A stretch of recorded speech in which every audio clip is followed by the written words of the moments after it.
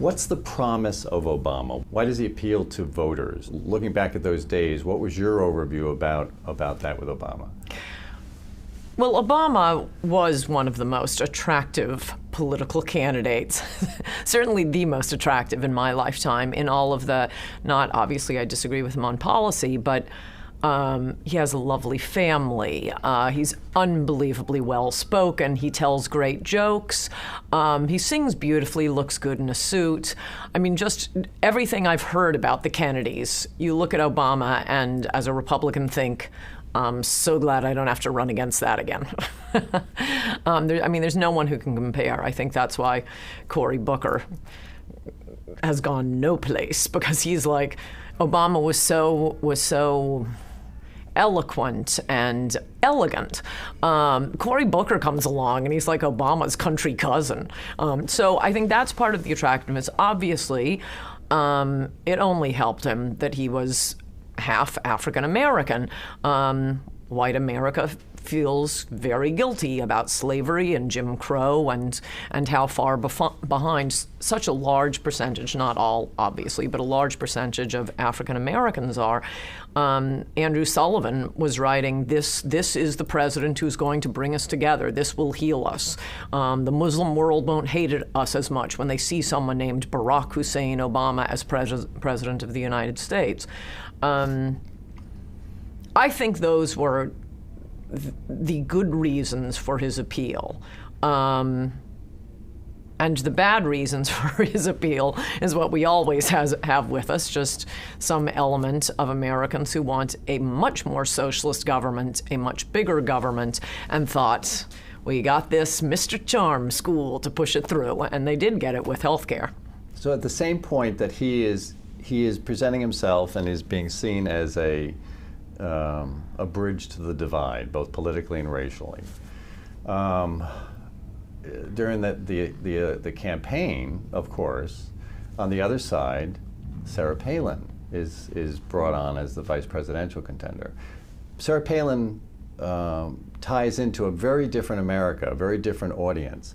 Talk a little bit about, and a very important one to understand, because eventually those people kind of become the Tea Party people, and those people become kind Trump of the voters. forgotten. Right. So talk about what she tied into, what she understood about the anger that was out there, and who those people were.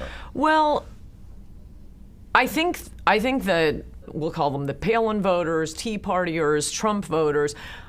They were right that beneath the very charming, well-spoken facade, there was a strong left wing and, I think, racially divisive aspect of Obama. And I think Sarah Palin voters, Tea Partiers, Trump voters, I think they were right to suspect there was that undercurrent, revealed in part by him showing up at Reverend Wright's sermons every weekend. I mean, those were pretty aggressive anti-white sermons, as were some of the other ministers he was promoting and going to. And you know, you could brush it off, as I'm sure a lot of Obama supporters did, as well. He had to. We needed the community support. This is what they go for. I mean, it's a very condescending attitude, by the way, toward black voters. That, oh yes, they're a little church thing, whatever. But I think it was real, and it came out. So you did have all of the charm, and there were a lot of things that I liked about Obama. For example, he could put two sentences together, unlike recent Republicans, McCain, Bush, Trump. Reagan was the last Republican president we had who could speak. So it was nice to have an eloquent speaker, but there was a racial undercurrent that I think really hurt America, and we are still living with it today. Racial and economic. I mean, the anger was deep. What were those people so concerned about, and why did they glom on to somebody like Palin? Well, she was the only game in town. I mean, McCain picked her. And I mean, I think there were a lot of people you could have chosen for that. She gave that beautiful convention speech.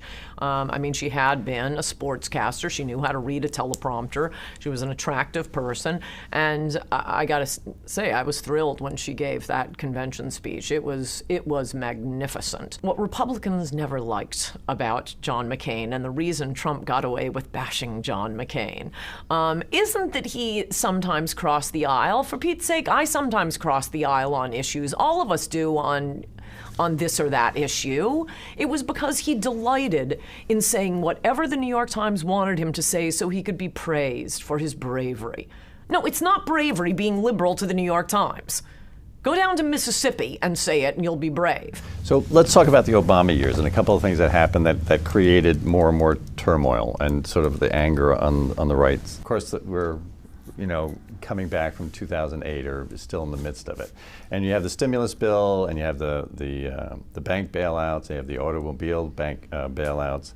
What does your audience, the people that are reading your books and are listening to you on the radio and seeing you on television, what do they see when they see what's going on with Obama, and what is the ramifications? What's the results of that? As many of us suspected, not in every way, but some pretty far left policies. Obviously, Obamacare is the biggest part of that, but take the stimulus. Instead of stimulating, say infrastructure spending. For some reason, we keep voting and voting and voting for more infrastructure spending, whether it's with Obama or Trump, and we can never, ever get it. As we see with Trump, it's the industrial Midwest. It is the manufacturing base of America that has been left behind, forgotten, crushed. Their salaries are going down. Construction workers in California, they made more, not even counting inflation, they made more 15 years ago than they do today. That's even skipping inflation. I mean, by like half. And does anybody speak for them? Does anyone care? Oh yeah, every politician says, I'll do something great for the economy, and then more spending for government workers. So that was the annoyance with the stimulus bill. The bailouts, I got to say, I mean, I think you can see from votes on some of that, both under Bush and under Obama. Both Republicans, elected Republicans and Democrats, are fine with bailing out the rich. I'm not. I mean, Wall Street, you made your bet. If those bets had gone well, I didn't get to share in the profits. But oops, oops, they F up, and I have to share in the losses, and every American does. I mean, it just burns up ordinary people, and I don't think this is... I mean, maybe it's a right-left thing, but I don't think it is. It is the forgotten man thing. It is just ordinary middle-class people thinking, I can't get away with that. Oh my gosh, we are run by an oligarchy. The rich and the powerful get away with anything. So Obama, I think, had some of the promise of that, as frankly, so did Trump. I mean, I will say Trump hasn't bailed out Wall Street. He hasn't started any new wars. Obama didn't start any new wars. So we're getting 1/10 of what we had voted for. But in both cases, I think you still have a huge swath of Americans voting and voting and voting and never getting what they voted for. So the anger of the Tea Party that summer, 2009, what's going on in these town meetings countrywide, the backlash against both economic issues as well as certainly the ACA. What's going on there, and how the connection between media, radio, media on the right side, radio, websites and such. What's going on that summer? Take us into why that happened. Well, I really think the Tea Party, yes, the stimulus was part of it, that is going to government workers instead of the left behind people. But it really was Obamacare. This has been on the left's to-do list since neither FDR or LBJ got it done. They've just been waiting. When we have the presidency and both houses of Congress, we are going to push this through. And yeah, sure, I mean, a lot of it's not exactly like conservatives are defending a free market system. So it's the 2012 election happens, and the autopsy, the famous autopsy comes out. The autopsy which says, hey, we got a problem here because the numbers are changing and the Republican Party is going to lose power if we're not careful. So the Gang of Eight come together and they sign and they pass in the Senate the reform, the immigration reform bill. But there are some disagreements on that.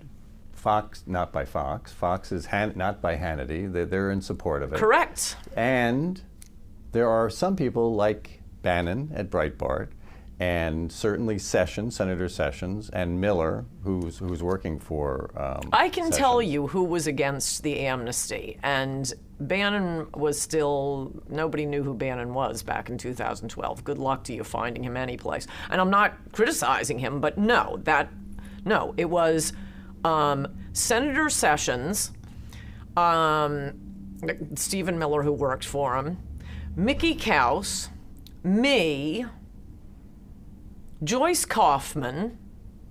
I don't think I could get up to 10 names who were opposed to that amnesty. The fact is that it seems to be a done deal. There seems to be a wave or tidal, maybe not a tidal wave, but a wave moving towards this. Very bad. But there's a within a small group, including yourself, there's chipping away at sort of why we're going down this route. And there's an adjustment in the GOP at that point in time, which is pretty radical. Immigration at that point in time starts becoming a much bigger issue with Republicans. And when Cantor loses, I mean, I know there's people go back and forth, but when Cantor loses, people all of a sudden say, wait a minute. So take us to that moment, and how does that happen? There were very dark days, and you're giving too many people credit for this. It was 100% of the Democratic Party, 70% of the Republican Party, 90% of the 30% of the Republican Party pretending to be against amnesty, the entire conservative talk radio, except, I mean, seriously, I could name like 3 talk radio hosts, and they weren't the big ones, who were against amnesty. 100% Fox News was pedal to the metal to get this amnesty bill passed. They were very, very dark days. It wasn't the GOP waking up. It was the elected Republicans and talk radio realizing that the people who vote for them and watch their media hated their guts. Absolutely hated their guts. I've been talking about immigration since Bush first started to push it in 2006. Then McCain pushed it. Then we had Rubio and McCain pushing it again. I've been on the issue, not obsessively. I didn't have a book about it until 2015. But I've been pushing this since 2004. And what I would do, in fact, I gave lots of speeches to the Tea Parties. They'd ask me to speak, well, usually about Obamacare, often guns. Whatever the issues in the news then, let's say Obamacare, guns, I'd have the speech, okay, here's Obamacare, here's guns, and now I'm going to talk about immigration. And they weren't hearing it from Fox News, and they weren't hearing it from talk radio. When I got to immigration, the crowds went wild. I told Romney this. I told him. I just came back from a speech. Nobody even asked me to speak about immigration. When I got to immigration, no, that's always what the base was. How was amnesty stopped? Well, it's been stopped. They've been trying to sneak it through Congress, both Republicans and Democrats. They've tried to sneak it through at least a half dozen, maybe a dozen times in the past 20 years. The only way it has ever stopped, it's not because of Fox News, it's not because of talk radio, it's because somehow the word gets out.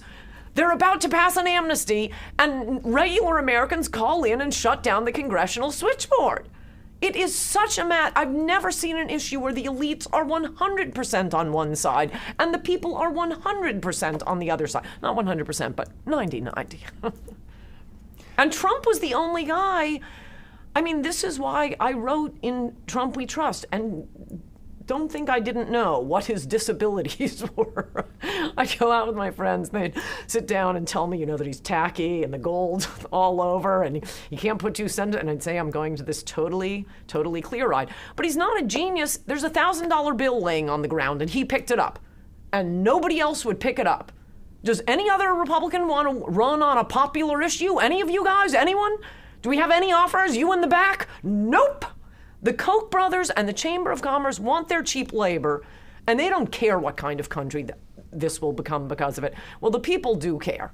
An awful lot of the people do care what kind of country this becomes.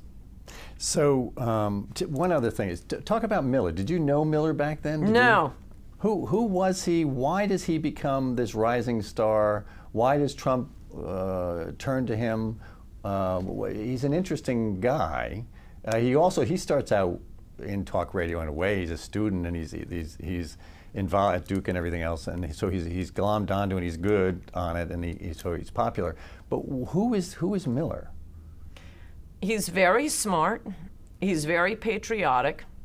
He has never taken to heart the important Reagan slogan, "There's no end to what can be accomplished if you don't care who gets the credit." He's the one blocking a lot of the things in the Trump administration, like hiring anyone who knows how to get it done. I mean, he's also the last man standing. He's arranged to be the last man standing. What do you mean? I mean, he's the one who blocked Chris Kobach. He's the one who's getting rid of, I don't know if you remember, there was one time, speaking of, division in politics, there was one moment in the Trump years when the left and right came together in peace and unity. I get home the night Omarosa was fired. CNN, everybody hates Omarosa. MSNBC, everybody hates Omarosa. Fox News, everybody hates Omarosa. I thought we finally did it. Thank you, Omarosa. But one of the things that came out in those interviews were people were saying, they were interviewing, I think it was on CNN, a lot of black Republicans. And the CNN anchor was saying, well, okay, but this is the only black Republican working in the Trump White House. And all the black Republicans said, that's because of Omarosa. Same thing with Stephen Miller. Realizing, smart guy, realizing that he's been pushing something for a long time that's been being ignored except by people like Sessions.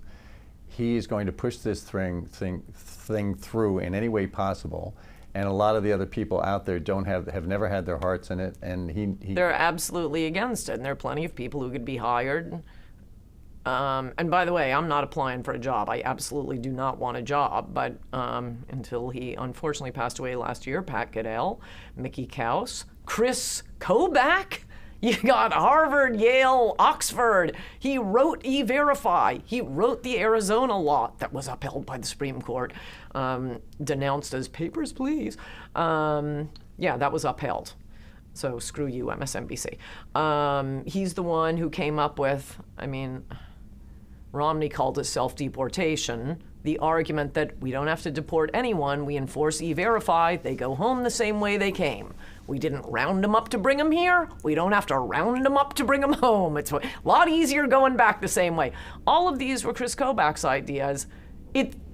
Trump will never get done what he promised to get done if he's not going to hire the people who know how to do it. So let's get to Trump. So, the escalator speech, he comes down the escalator. His message resonates with the forgotten. He is channeling your book. He's like reading directly from your book. You're watching this thing. Have you been talking to him? What are you seeing, and why does it resonate, and why did nobody else understand that this was the establishment basically said this guy's done the first day he announces. What's going on? He did. I tried to get a copy of Adios America to several Republicans running for president and the Koch brothers. Post-it noted, just a few pages they'd need to read. I'm FedExing it off. I'm contacting my friends who know one or the other candidate, begging them to take up this issue. Begging them.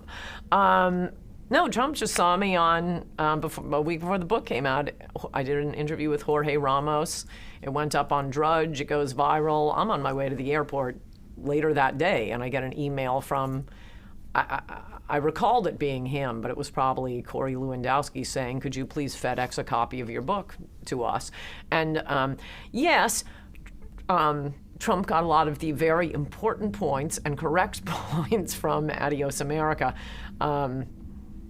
He put them perhaps a little more aggressively than I would have.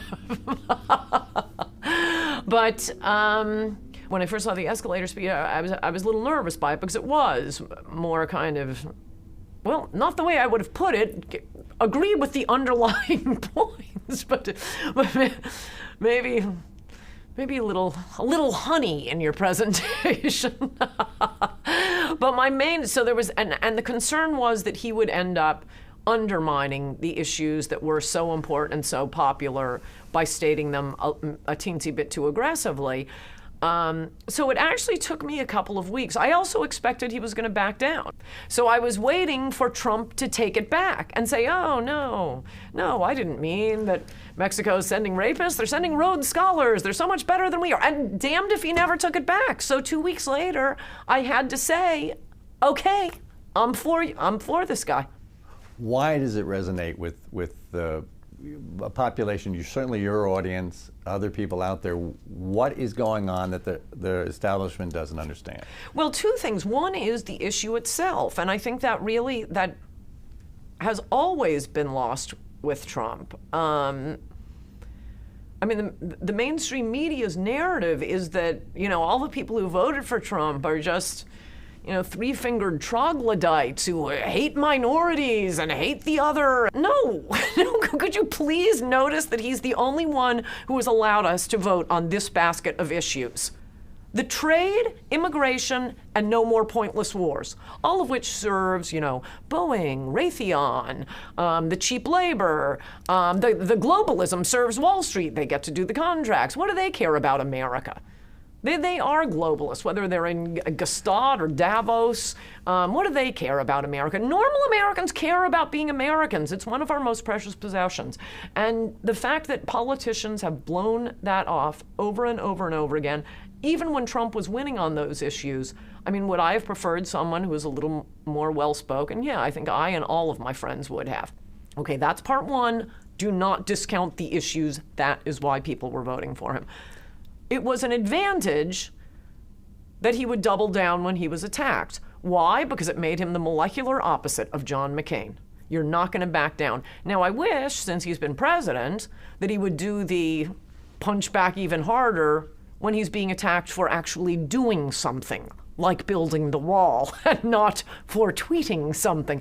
But a Republican who not only doesn't back down but punches back harder, that independently, even if he's not always right, even if he said something stupid, the fact that he doesn't back down to the hysteria from the left, that is a quality in and of itself.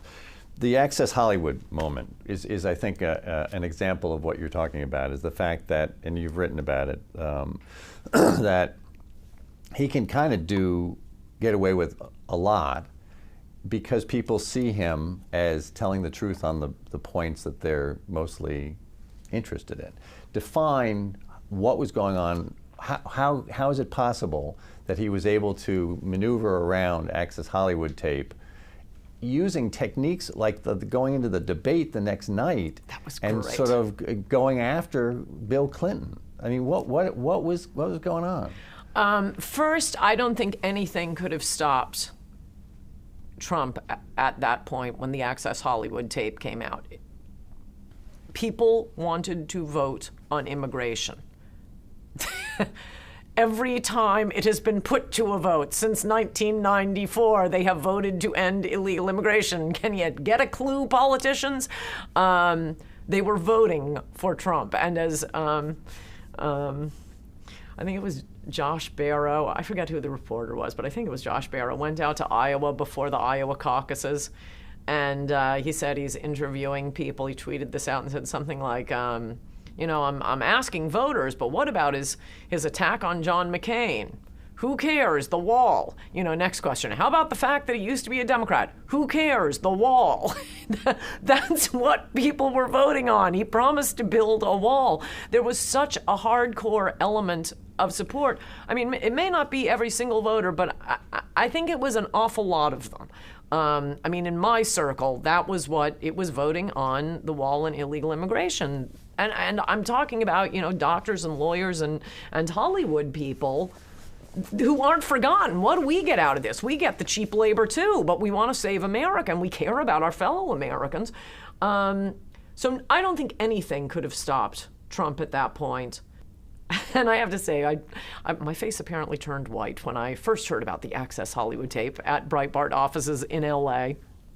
And we just sat and we watched every network playing it. And I just didn't say anything. I sent a few tweets. By that night, This is what has happened over and over again in the Trump era. Even when there's something bad about Trump that would kill anyone else, the media so overplays their hand. They can't help themselves. And when I saw Lawrence O'Donnell weeping about the horror of this tape, oh, give me a break. I mean, Hollywood is constantly putting all this schlock in prime time, but oh, now they're suddenly fainting Victorian virgins. As usual, the media so overplayed their hand that even besides the fact that A, nothing could have stopped Trump, the media made sure the Access Hollywood tape wasn't going to stop Trump. And then C, it was great when he brought the women that Bill Clinton had molested to the next debate. That was magnificent. But that was icing on the cake. His relationship with, now that he's president, and during the campaign to some extent, with friendly media, with the Fox and conservative radio and Breitbart and all, there's a simpatico there. There's a back and forth. There's the Hannity coming up and giving speeches. There's a connection there that he seems to depend upon. He retweets the stuff that he's getting from people. I mean, the fact of whether he's quoting from you or he's having conversations with Hannity and then repeating the same thing the next day in a speech or in a tweet. What's going on with that relationship, and how different is that than any other president has ever had?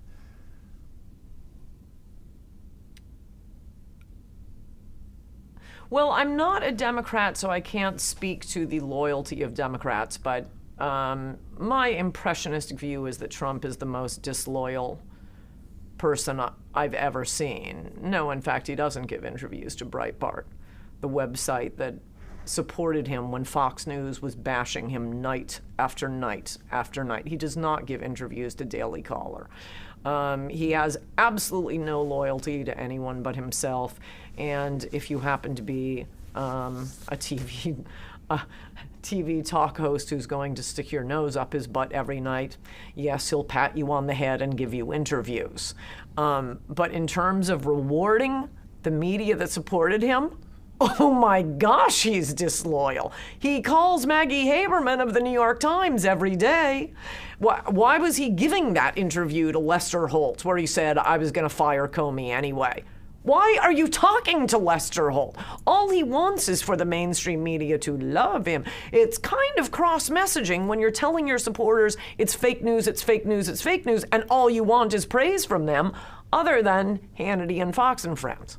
So he has, very early on, he basically takes over the messaging. In February, he's calling the mainstream media the enemy of the people. I think it's a great message. I wish he wouldn't.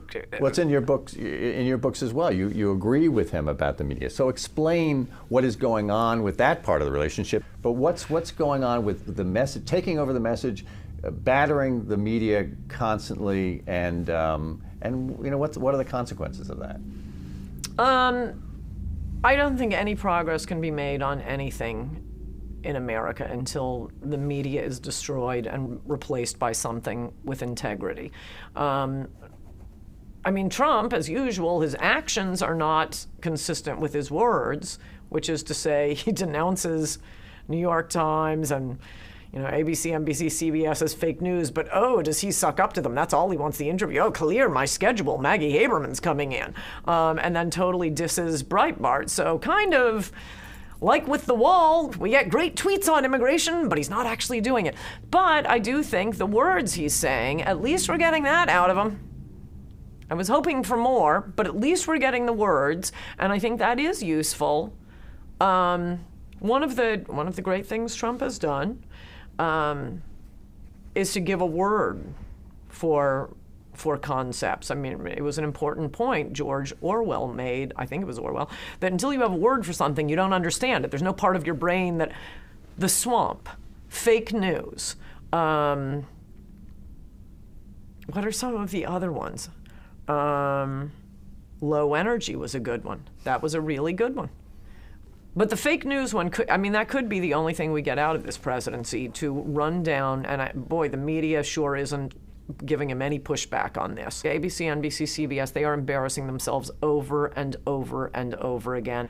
The first week he comes out with the executive orders and the travel ban immediately, and sort of what's your view of that? And on the other side of it is one of the 7 executive orders that had been written up was on DACA, and that one doesn't show up. So what's your overview of those initial executive orders, and what are the results? What's at stake here? Well, the country is what's at stake. The first few weeks were good, is my conclusion. I mean, the Muslim ban, as it's called, it was upheld by the Supreme Court, as some of us said it always would be. Ooh, wow, you wouldn't know that. Speaking of fake news, from reading the New York Times, from watching ABC, and it's the most unconstitutional. He's like Hitler, upheld by the Supreme Court. The third version. Any of them would have been. Read the opinion. It's in the Constitution. It's in statutory law. The president can exclude. There are laws on the books that were passed by both Republicans and Democrats and banging out compromises, and we agree to a bill and we send it up and the president gets it signed and it's been, on the books for decades, and it says the president can exclude any immigrants for any reasons in the best interest of the United States. And the message sent with that coming out as quickly as it did, what it was I think probably for the first few weeks of his presidency, he had some vague idea of keeping his promises. That was abandoned very quickly. Decided it's more fun just to tweet and promote Ivanka's shoe company or something. But yeah, it's an easy promise.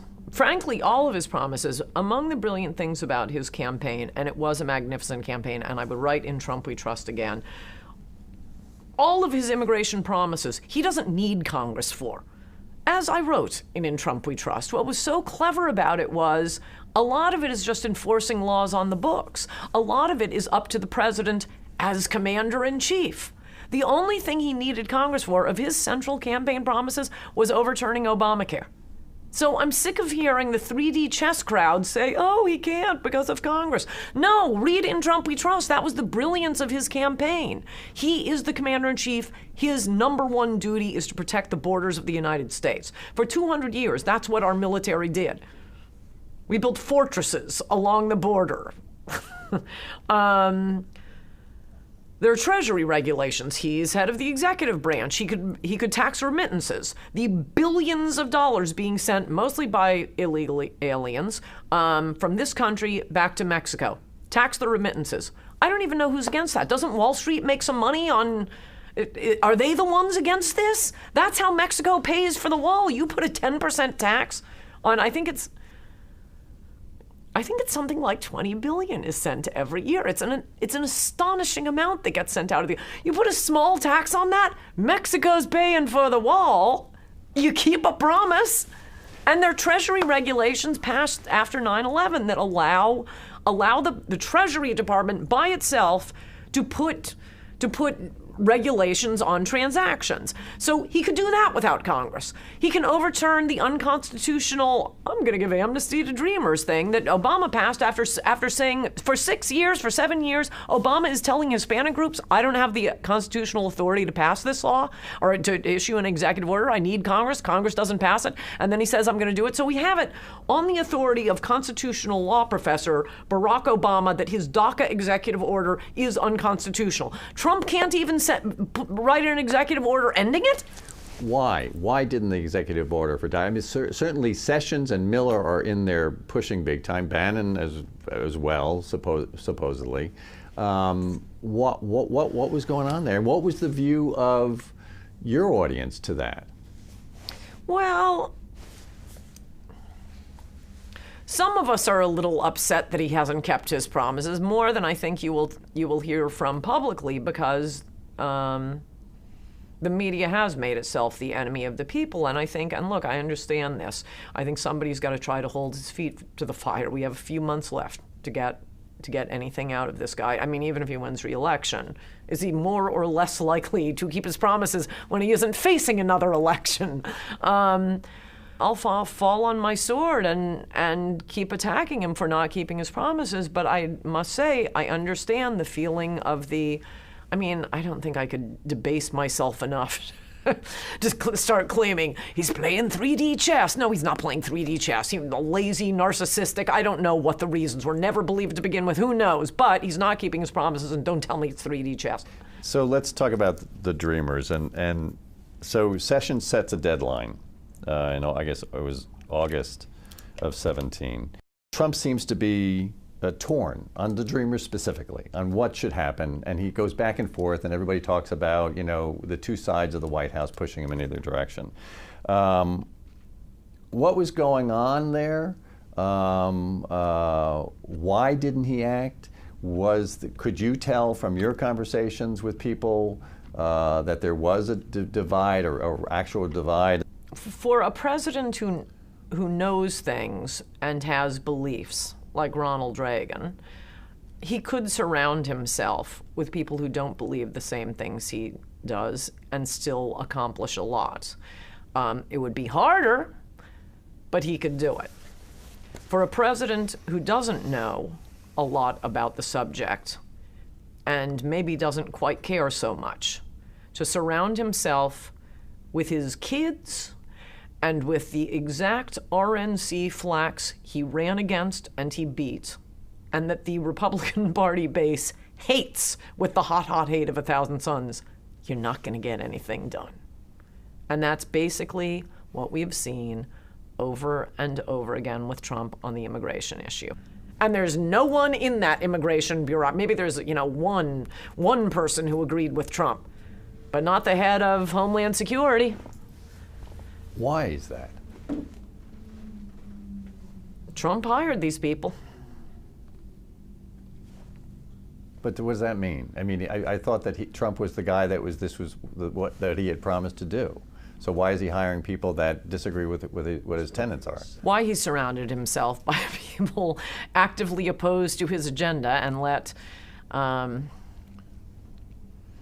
Paul Ryan take over his agenda for the first 2 years when he had a Republican House and a Republican Senate. No, let's do all the stuff on the loser GOP's to-do list. Let's not do the popular stuff that won this very unlikely person the presidency. Why he did that, who knows? Who knows? He has surrounded himself with people who disagree with him. Why did he hire his kids? I mean, I don't know. Does he believe any of it? Is he a con man, liar, and this was just a good gig? Again, picked up the $1,000 bill lying on the ground because no other Republican was willing to run on popular issues. Or is he just lazy? Yeah, he does believe it, but if it's going to take a phone call, I have to call Mitch McConnell? Nah, let them do whatever they want. Could be laziness. Could be narcissism. They love me for me. Who knows? But he has surrounded himself by people who don't agree with his agenda, and that's why very, very, very little is getting done. So let's go to the January 9th meeting. So this is Trump, Pelosi's in the room, other Democratic leaders. And he's talking about, let's figure out a way to deal with the Dreamer issue. You come up with something good, I'm going to sign it. And it's all recorded because he wants the cameras in the room. Yep. You came out very strongly at this point, condemning this DACA love fest.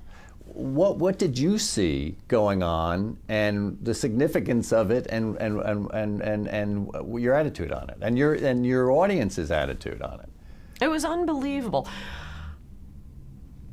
I mean, the one saving grace at the time, which is why I think the 3D chess crowd really ought to shut up and join me in our last few months to save the nation. He said a lot of dumb stuff during the campaign, too. I don't know if you remember, but I think it was the first debate, second debate. He was to Marco Rubio's left on how he's going to bring in all these H-1B workers and give Mark Zuckerberg whatever he wants. So back then, things were being run by people who, A, know something about politics as opposed to marketing shoes, B, actually care about the issues that Trump was pushing and knew they were popular. Corey Lewandowski, Stephen Miller, moi. By the end of the debate, Trump put out a statement retracting what he had said about the H-1B visa. His immigration policy paper was magnificent. Did he write it? No, but He read it, I assume. He kept saying the same things over and over in speeches. You'd think at some point that would kind of stick in his brain.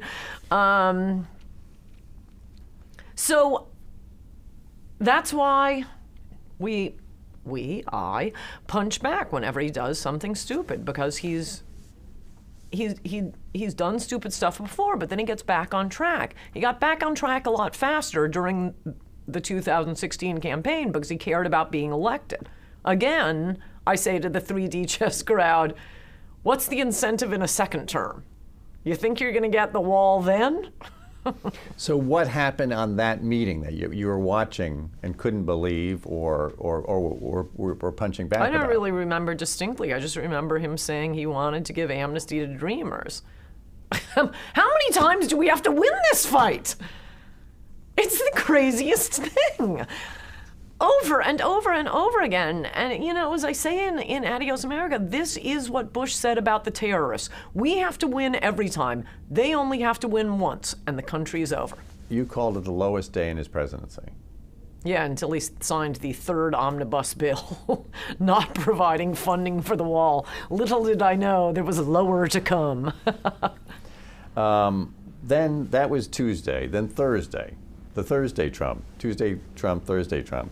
Durbin and Graham come into the White House thinking, well, we've got some plans for an immigration deal. We got a possibilities here. Meanwhile, Miller, the way the story is told, is Miller and with others involved sort of realized that this is a problem here. We're going down the wrong track. And he makes some phone calls. I assume you might have been involved in the discussion that was going on. And all of a sudden you've got in the White House a lot of very conservative legislators who are in the same room. And there's a very different president there. Tell me that story. What happened on Thursday? Well, I wasn't in the room. I haven't worked in the White House, but it seems, I think, perfectly apparent to me and anyone else who observes this president. He's impulsive. He says things off the top of his head. He bears the impression of, like a couch, bears the impression of the last person who sat on him. It's just whoever gave him the last piece of advice, he goes out and says it, which is why it's kind of important who he surrounds himself with. It sounds like you're asking for some sort of reform that Congress might push through, because without that, you don't accomplish anything, without negotiation to find an agreement between the sides of government. And here you have this meeting, which seemed to have blown that to smithereens. I mean, what were the results of that meeting, and is there a problem? How does that define the problem in Washington to get anything done? No, I think the problem started sooner. Two things.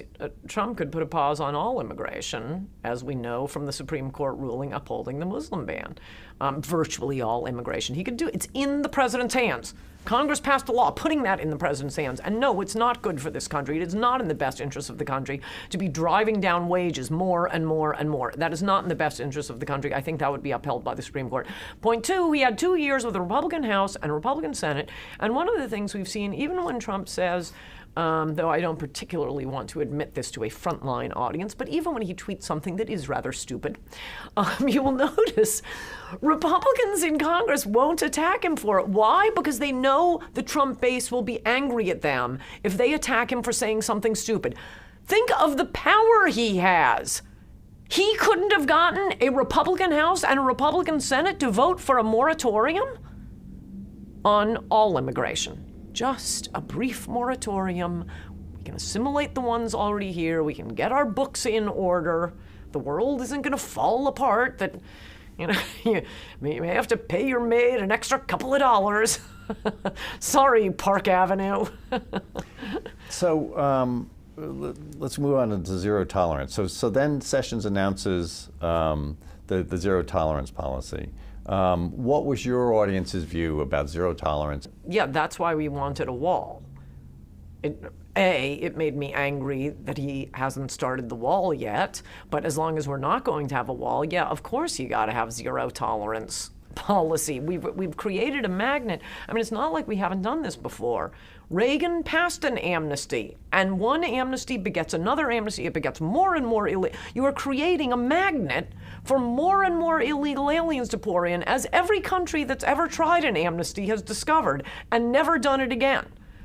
We do it because we happen to have Latin America on our border, as opposed to the Tartars or the Russians. Luckily for the left, they're slightly beigeur than we are, so we can be accused of racism for not wanting illegal aliens pouring in. Well, we're not vetting them. I don't want them pouring in from Russia. I don't want them pouring in from India. I don't want them pouring in from Scotland, Japan, or any place else. But you get called a racist for wanting to stop illegal immigration, and that's the only reason this is still a live issue in America. Every other country tries it and says, oh my gosh, this is insane.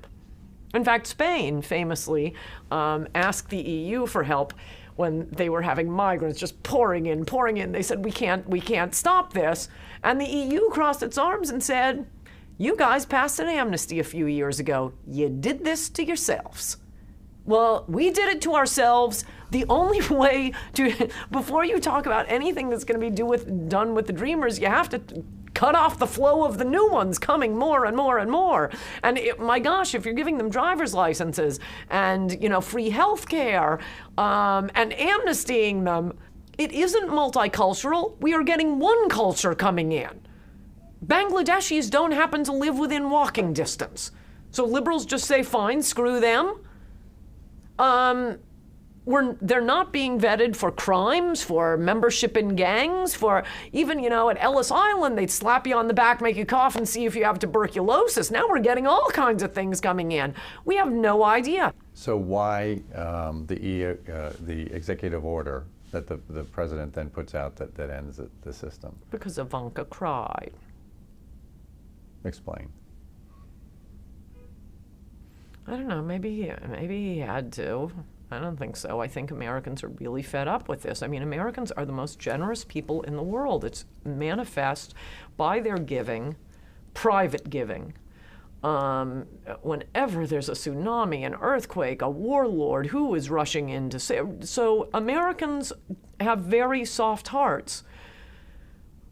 But when you've been tapped on the shoulder over and over again, and it keeps turning out to be a con man, and they're moving in, and they're gypsies, and they've taken over your house, at some point, your patience wears out. And it doesn't matter that the gypsy has the crying baby, or the begging baby, I guess they're called in India.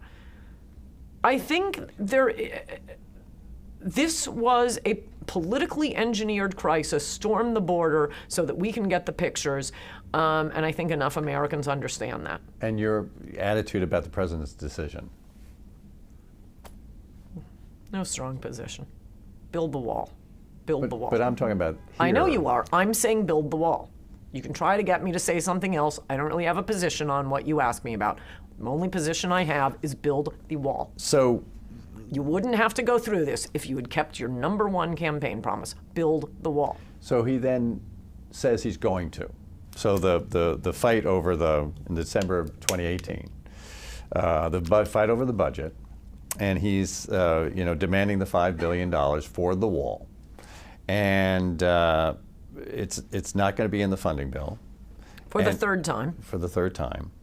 But he's waffling about it, but then there's pressure brought by Freedom Caucus and others, the press and other advisors like Miller. No, Miller let 3 omnibus bills be signed. Stop acting like he's, the Torquemada of immigration. All of this happened on his watch. But Fox and you... Nope, not Fox. Not Do Fox? not be confused by that. Okay. Absolutely not. Explain. It was Drudge Report and Drudge Report alone that alerted, I know it alerted me, and I think it alerted Rush Limbaugh. It was a Tuesday. Drudge Report headline. You ought to get that headline. President to sign bill with no wall funding. I wrote the column that night when I was flying, and when I arrived, I never watched Fox News, but I thought, because they really, really, really want amnesty, really want to fling open the border, Maids aren't cheap enough. I watched to see how was this going to be covered on prime time. Not mentioned. Nope, not Tuesday night. Rush, God bless him, railed about it on radio the next day. I don't think it was mentioned Fox primetime until Thursday. Well, it was over by then.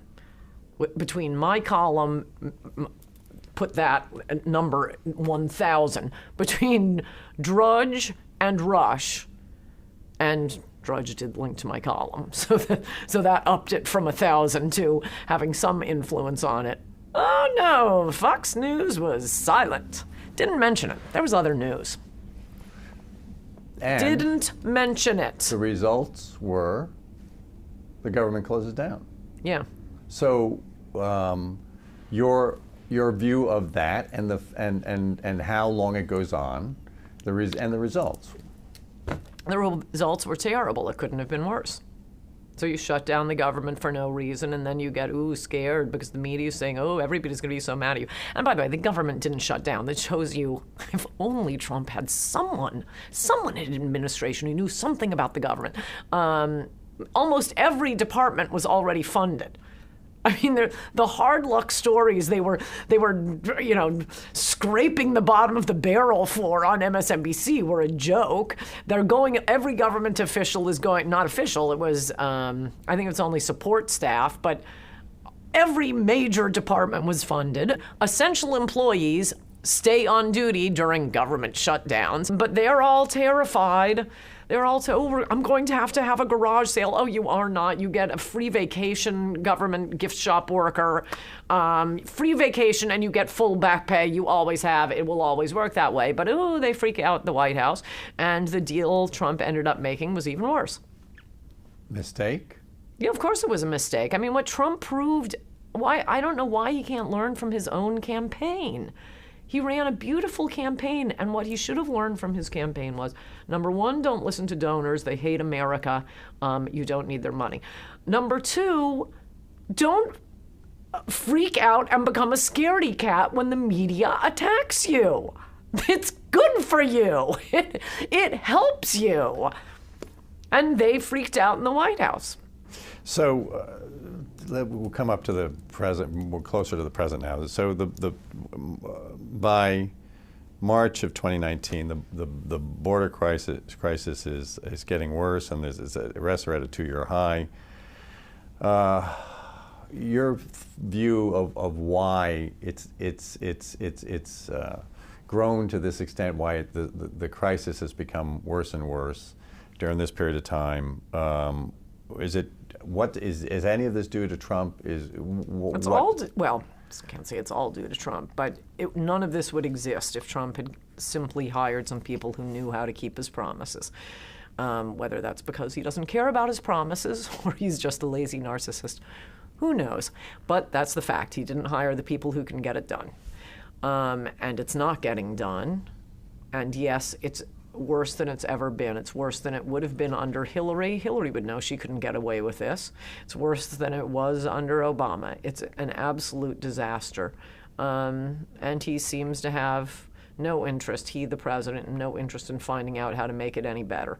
As long as he goes out and says something wild about the press and gets unfairly attacked by all the Democrats, unfairly attacked by the media, lied about in the media, that's going to keep bringing the base back. And I think we should support him when he's unfairly attacked. I would just like it to be him being unfairly attacked for doing something and not tweeting something. The level of frustration is very high in the White House at this point. He's very frustrated. His anger is growing at the people around him. This is when you're also attacking the DHS leadership, and he eventually comes around to firing Nielsen, firing others involved in the DHS, and trying to, I assume, this is his answer to trying to do the next thing, trying to do something. He wants tougher people. He wants tougher policies. He wants people to do what he says he wants them to do. That's what he says. So doesn't do anything that would accomplish that. He put somebody in charge who's as bad as Nielsen. So you got rid of one bad an absolutely idiotic choice for the single most important department in your administration, Department of Homeland Security, and replaced her with someone equally bad. Way to go, Mr. President. And the answer would have been? Chris Kobach, as it would have been from day one. I got to tell you, you can look back at my columns a month after his election during the transition when he did not immediately announce that it was going to be Chris Kobach. I said, I predicted ball and pocket what was going to happen. If you don't surround yourself with people who know how to get this done, you're going to be lied to. You will have bureaucrats saying, oh, you can't do that. They'll make the wrong arguments in court. They'll make the wrong arguments on TV, and you won't get any of it done. Hire Chris Kobach. He never hired Chris Kobach. No, Kobach is a lovely person. He is rhetorically the molecular opposite of Donald Trump. He is the Marshall Scholar version of someone who loves our country. He understands the policies. There would be nothing being, running roughshod over the law or immigrants. He's a kind person. And the argument made by Nielsen and others in the DHS were they were attempting to do the things that the president wanted, but they weren't able to do it because of legalities, and they were trying to slow things down so they would take place in a way that would hold up in the courts. That's almost verbatim what I predicted would happen if he didn't hire the right people. This is what they'll tell you, Mr. President. Oh, we can't. There's a court ruling against that. Oh my gosh, it is so easy to stop something if you don't want it done, and the entire bureaucracy doesn't want it done. Like I say, it would be tough even for Reagan to accomplish his agenda if he didn't surround himself with people who knew what they were doing. Tough, but possible. With someone who himself has no idea what's going on and no particular strong beliefs that it should be done, not a chance. So, you kind of discount. I mean, so the way that it's reported in a lot of places is that Miller is really the one behind it. Yes, the media has that 100% wrong. Tell me one more time. A lot of people say right now he's the one that got Nielsen fired. He's the one that is pushing forward these much more aggressive policies than anybody else. And so he's the guy who's the last man standing. No, the media have this totally wrong. It's hilarious. I'm sure he's enjoying it. No, he's the one who kept immigration patriots out of the White House because he wants to be the only one. He wants the full credit, and he wants Trump to only check with him. And by the way, where was he when his old boss, Jeff Sessions, the Attorney General, was being humiliated day after day after day by the president? Was he going in, slapping the president on the back? Nice job. Yeah, that's Sessions. You're right, he's warm. And furthermore, there was one lonely voice in the woods who said that Sessions should not be AG. I wanted him. I said, put him at immigration, put him at Homeland. And I was told, he's always wanted to be Attorney General. I said, we got 10 seconds on the clock to save the nation. This isn't Make-A-Wish Foundation. Don't put him there. I mean, he was great. He did more than anybody else in the administration. But I would have put Barr. The Attorney General does have to do things other than immigration. Barr is very smart, very good, has worked in Department of Justice before. I would have kept Sessions in the Senate. We'd lost a senator. Now he was replaced by a Democrat because of more idiocy from the White House endorsing the establishment pro-amnesty candidate because Mitch McConnell asked him to. And then we end up with Roy Moore instead of just endorsing Mo Brooks to begin with. No, can't do that because that would be a good idea. And why does Trump do that? The story was that McConnell told Kushner that he wanted Trump to endorse Luther Strange, the pro-amnesty Republican. Good thinking. That was a good move. But then, Strange, of course, lost. Right, and then eventually Trump supports Moore. But at that point... What else are you going to do? That's against the Democrat. Right. So in the most conservative state in the union, we now have a Democratic senator because of the genius machinations of Jared Kushner and Mitch McConnell. So good, have people who know what they're doing that wise. No, Trump's like the guy who, breaks up a marriage and then refuses to marry the wife. He gets Sessions out of the Senate and then blows the Senate seat. Just to finalize on Sessions and whatever Miller does or does not do, Bannon, who was involved with them and all in the very beginning on these issues on immigration, how much do they actually get done in the end? Did they accomplish, how many of the goals that Sessions specifically was trying to accomplish? Sessions did some stuff. I'm not sure. Sessions did some things. It would be hard to quantify that. It was the only place, pretty much, that anything was being done on Trump's promises. So it was really fun to watch Trump humiliating Sessions every day on Twitter. The one guy keeping your promises. But look, it's all about personnel. It's all about personnel.